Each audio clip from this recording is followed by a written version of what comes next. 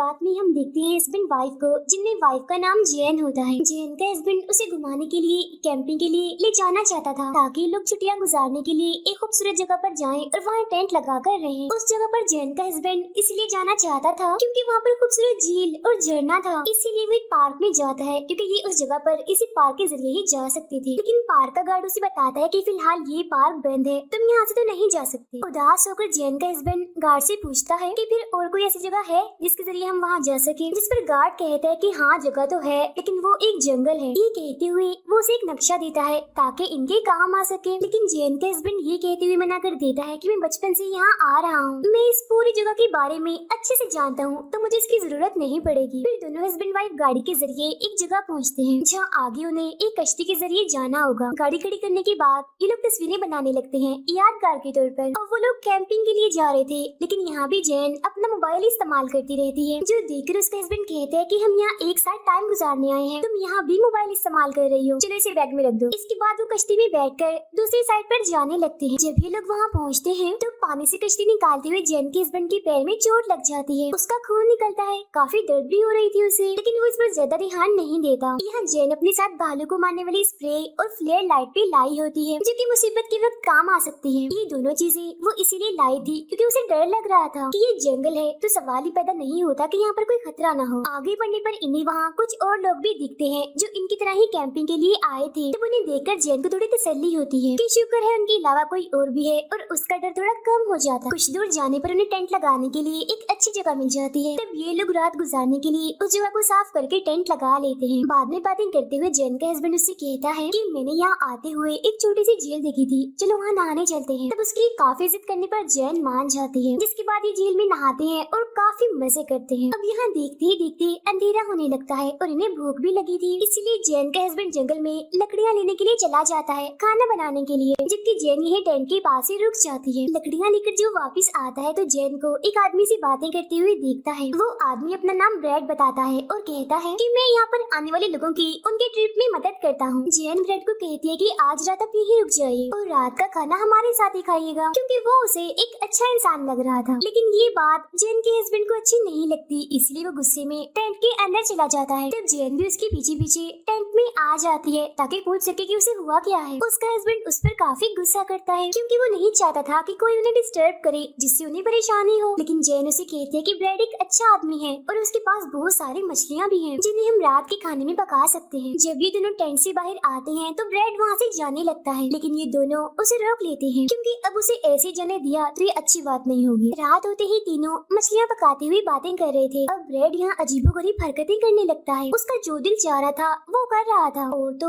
वो जेंट्स भी बड़ी अजीब बातें करता है। उसकी ये हरकतें दोनों हस्बैंड वाइफ को बिल्कुल भी अच्छी नहीं लगती। खाना खाने के बाद जब ब्रैड वहाँ से जाने लगता है तो वो जैन के हस्बैंड को चिढ़ाने के लिए जानबूझकर उसे पूछता है कि शाम को जब मैं यहाँ आया था तो तुम्हारी और जैन की किस बात को लेकर बहस हो रही थी। जो सुनकर जैन का हस्बैंड भी उससे बड़ा अच्छा जवाब देता है कि मुझे तुम अच्छे इंसान नहीं लगे, इसलिए मैं नहीं चाहता था कि तुम एक मिनट भी हमारे साथ गुजारो। इसके बाद ब्रैड वहाँ से चला जाता है। जैन का हस्बैंड उससे थोड़ा नाराज होता है क्योंकि ब्रैड उनका इतना अच्छा ट्रिप और मूड दोनों ही खराब कर गया। रात को जब ये लोग सोने लगते हैं तो जैन को अभी भी यही फिक्र हो रही थी कि कहीं ब्रैड दोबारा उन्हें तंग करने ना आ जाए, लेकिन उसका हस्बैंड उसे बेफिक्र होकर सोने का कहता है। अगली सुबह उठकर दोनों आगे बढ़ने लगते हैं। रास्ते में जैन के हस्बैंड को भालू के पैर के निशान दिखते हैं, लेकिन वो ये बात जैन को नहीं बताता क्योंकि वो घबरा जाएगी, डर जाएगी। आगे जाने पर उसका हस्बैंड अपना रास्ता बदलकर जंगल के और अंदर जाने लगता है क्योंकि वो झरना और खूबसूरत झील वहीं पर है। अब ये चलते चलते जंगल के काफी अंदर आ जाते हैं। रात को जैन का हस्बैंड दिखता है कि कश्ती निकालते हुए उसके पैर पर जो चोट लगी थी वो अब काफी खराब हो रही है, उसका नाखून भी उखड़ चुका है, इन्फेक्शन फैल रहा है। ये देखकर जैन उसके पैर पर दवा लगाकर पट्टी करती है। खाना खाने के बाद ये लोग सो जाते हैं, लेकिन रात के वक्त इनके टेंट पर कुछ गिर जाता है जिस वजह से जैन की आँख खुल जाती है। उसे अभी भी ये लग रहा था कि सब ब्रैड ही कर रहा है, लेकिन उसका हस्बैंड उसे समझाता है कि घबराओ नहीं, वो ब्रैड नहीं है, बस पत्ते गिर रहे हैं। अगली सुबह टेंट से बाहर आकर जैन का हस्बैंड देखता है कि उनके टेंट के सामने एक टूटा हुआ पेड़ पड़ा हुआ है। यहाँ वो ये सोचते हैं कि शायद इस तूफान की वजह से ये टूटकर गिर गया, और इस चीज पर ज्यादा ध्यान ना देते हुए अपने सफर पर आगे बढ़ते हैं। रास्ते में उसके हस्बैंड को लाल रंग का एक फल दिखता है जिसे बेरीज कहते हैं, और वो उसे खाने लगता है। वो बचपन में जब यहाँ आया करता था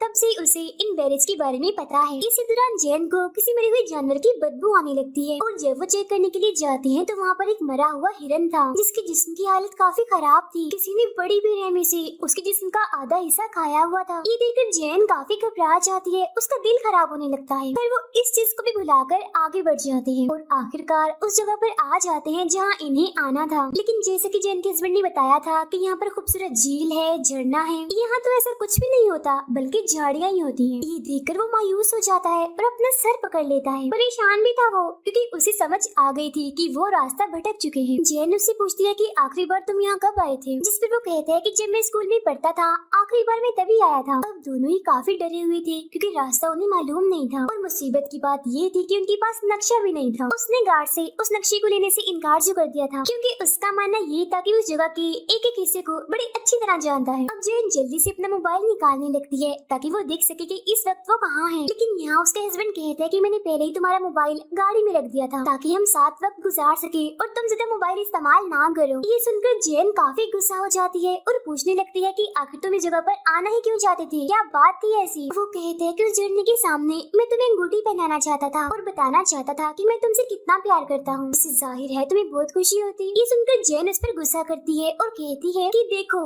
तुम्हारे शौक और मुझे खुश करने के चक्कर में हम कितनी बड़ी मुसीबत में फंस चुके हैं। हम ये तक नहीं जानते कि हमें आगे कहाँ जाना है, वापसी का रास्ता भी नहीं पता। पर अब दोनों ही एक जगह पर मायूस होकर बैठ जाते हैं। जैन अपने हस्बैंड से कहती है आई एम सो सॉरी, मैंने तुमसे ऐसी बातों पर गुस्सा किया। और अब ये दोनों फैसला करते हैं कि आज रात वो टेंट लगाकर यही रात गुजारेंगे और कल सुबह अपना सफर शुरू करेंगे। रात को जब ये लोग सो रहे थे तो एक जानवर इनके टेंट के आस पास घूम रहा था जिससे वो ये चेक कर रहा हो कि अंदर कोई है या नहीं। वो बार बार ही ऐसा कर रहा था और तो और अंदर आने की भी कोशिश कर रहा था जिसकी परछाई हम साफ साफ देख पाते हैं। लेकिन वो दोनों गहरी नींद में सो रहे थे, इसी वजह से उन्हें इस बारे में पता नहीं चलता। सुबह होने पर वो टेंट से बाहर आकर देखते हैं कि कोई उनका सारा खाना खा गया है। वो फौरन समझ जाता है कि ये जरूर किसी भालू का काम है। लेकिन वो जैन से कहते हैं कि शायद किसी छोटे मोटे जंगली जानवर ने ऐसा किया हो। ऐसा उसने इसीलिए कहा था ताकि जैन डर ना जाए। अब ये लोग सामान लेकर वापस जाने लगते हैं। बीच जंगल में आकर जैन के हस्बैंड बताता है कि मुझे रास्ता नहीं पता, मुझे नहीं पता हम कहाँ जा रहे हैं। ये सुनकर जैन को गुस्सा आता है और वो नहीं रुकती, आगे बढ़ती रहती है। तब उसका हस्बैंड भी उसके पीछे पीछे आने लगता है। काफी दूर आने पर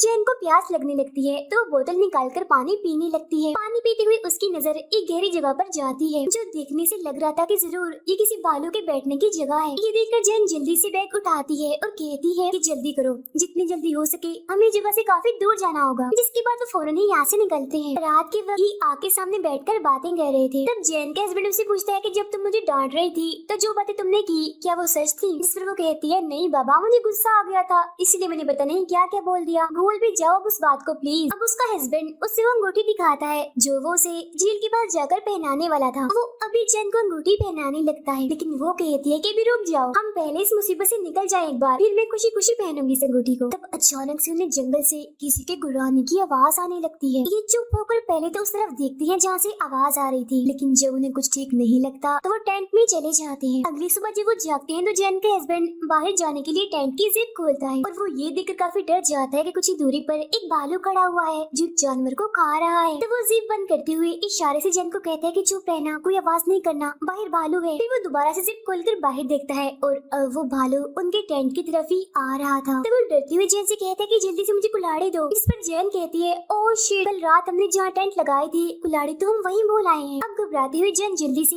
भालू को मारने वाला स्प्रे उठा लेती है और उसके आने का इंतजार करने लगती है। अब उनकी हलचल से भालू को पता चल जाता है कि टेंट के अंदर कोई है, इसीलिए वो एकदम से ही टेंट फाड़कर अंदर आ जाता है और उन पर हमला कर देता है। इसी हड़बड़ी में जैन के हाथ से वो स्प्रे गिर जाती है। तब ये भालू उस पर झपट कर उसके बाजू को काट लेता है जिससे वो इतनी जख्मी हो जाती है कि तेजी से उसकी बाजू से खून निकलने लगता है। ये देखकर जैन के हस्बैंड उसे बचाने के लिए खुद उस भालू के सामने आ जाता है। तो अब वो भालू फौरन उसके पैर को पकड़ लेता है अपने बड़े बड़े दांतों से, जिस वजह से उसे काफी तकलीफ होती है। वो काफी चिल्लाने लगता है।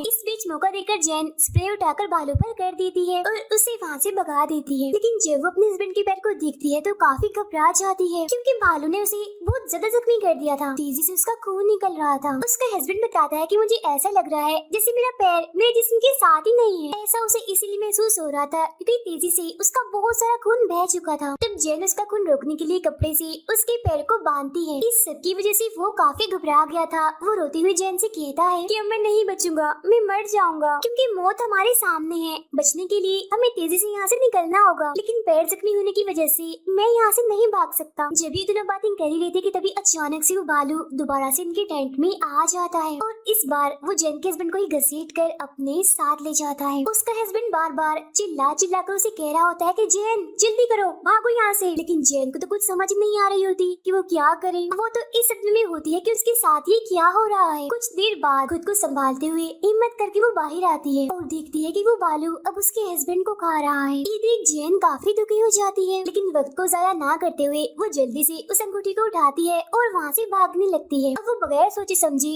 जितना तेज हो सके वहाँ से भाग रही थी, लेकिन तेजी से भागने की वजह से वो टूटे हुए पेड़ से टकराकर बेहोश हो जाती है। होश में आने पर वो देखती है कि वो अंगूठी अभी भी उसके हाथ में है। फिर वो खड़ी होकर मदद के लिए चिल्लाने लगती है कि कोई है यहाँ, प्लीज मेरी हेल्प कीजिए, मैं बहुत बड़ी मुसीबत में हूँ। इसके बाद वो अपने हस्बैंड को याद करते हुए अंगूठी को पहन लेती है और तभी उसे फिर से अपने पीछे से भालू के गुर्राने की आवाज आती है। तो वो दोबारा से भागने लगती है, लेकिन भागते भागते शाम हो गई थी और अंधेरा भी बढ़ रहा था, इसीलिए वो एक पेड़ पर चढ़कर सो जाती है। अगली सुबह एक हेलीकॉप्टर की वजह से उसकी आँख खुल जाती है, तो वो जल्दी से नीचे उतरकर मदद के लिए चिल्लाने लगती है, लेकिन हेलीकॉप्टर उससे काफी दूर था, उसकी आवाज का उन तक पहुँचना नामुमकिन था। तो मायूस होकर वो एक पेड़ के सहारे खड़ी हो जाती है। अब उसे बहते पानी की आवाज आती है। वो फौरन वहाँ जाकर चेक करती है। उसे वहाँ पर साफ पानी मिल जाता है, जिसे पीकर वो अपनी प्यास बुझाती है और अपने हाथ पर लगी हुई चोट को साफ करती है। पास ही में उसे बहुत सारी बेरीज भी दिखती हैं, जिन्हें उसका हस्बैंड खा रहा था। काफी वक्त से भूखी होने की वजह से वो उन बेरीज पर टूट पड़ती है और जल्दी जल्दी खाने लगती है। इसी बीच उसे सामने से भालू आता हुआ दिखता है और वो अपनी भूख को भी भूल जाती है और तेजी से यहाँ से भागने लगती है। भागते भागते वो एक ऐसी जगह पर पहुँच जाती है जहाँ रास्ता खत्म हो गया था और आगे एक झरना था। अब वो जानती थी कि भालू रुकेगा नहीं, बल्कि आगे बढ़ता रहेगा और झरने में गिर जाएगा। इसीलिए वो सीटी बजाकर भालू को यहाँ बुलाती है ताकि वो नीचे गिर जाए और खुद पत्थरों को पकड़कर नीचे उतरने लगती है ताकि वो दूसरी तरफ जा सके। लेकिन नीचे उतरते हुए उसका हाथ फिसल जाता है, जिस वजह से वो नीचे जाके गिरती है। उसके पैर की हड्डी भी टूट जाती है, लेकिन यहाँ वो लकड़ियों को अपने पैर से बांधकर एक किस्म का प्लास्टर बना लेती है और एक डंडा लेकर आगे बढ़ती है। कुछ ही देर बाद यहाँ रात हो जाती है, लेकिन इस बार जैन रात के अंधेरे में भी नहीं रुकती और फ्लेयर की रोशनी जलाकर पूरी रात आगे बढ़ती है। अगली सुबह उसकी हालत काफी खराब थी, क्योंकि प्यास की वजह से उसके होंठ सूख चुके थे। काफी थक भी गई थी वो। तब कुछ देर आराम करने के लिए वो एक पेड़ के सहारे बैठ जाती है। थोड़ी सी आंख लगने के बाद जब वो जागती है तो अपने सामने एक हिरन को पाती है। अब ये उसके लिए किसी को शोभने से कम नहीं थी, क्योंकि यहाँ पर हिरन का होना इस बात का सबूत था कि यहाँ पर भालू का खतरा नहीं है। तो जाहिर है यहाँ पर एक भी भालू नहीं है और वो खुश होते हुए उस हिरन के पीछे जाने लगती है। थोड़ा आगे आने के बाद वो जगह पर पहुँच जाती है जहाँ उन्होंने अपनी कश्ती लगाई थी, यानी आखिरकार वो जंगल से बाहर निकल ही आई थी। वो काफी जख्मी थी, लेकिन फिर भी जैसे तैसे वो कश्ती पानी में उतार लेती है और आहिस्ता आहिस्ता करके वहाँ से निकलती है। लेकिन किनारे पर पहुँचने तक उसकी हालत इतनी खराब हो जाती है कि उसका पैर भी काम करना बंद हो जाता है, क्योंकि उसकी हड्डी जो टूटी हुई थी। इसीलिए जैसे ही वो कश्ती से बाहर आती है बेहोश हो जाती है। सामने ही ब्रेड यहाँ पर आने वाले लोगों को रास्ता समझा रहा था और जब उसकी नजर जैन पर पड़ती है तो उसकी तो होश ही उड़ जाते हैं, क्योंकि बहुत ज्यादा जख्मी हालत में वो जमीन पर पड़ी हुई थी। ब्रेड अब भागते हुए उसकी तरफ आने लगता है, जिसका मतलब कि अब वो जैन को बचा लेगा और उसको भागता हुआ दिखाते ही ये फिल्म यहीं पर खत्म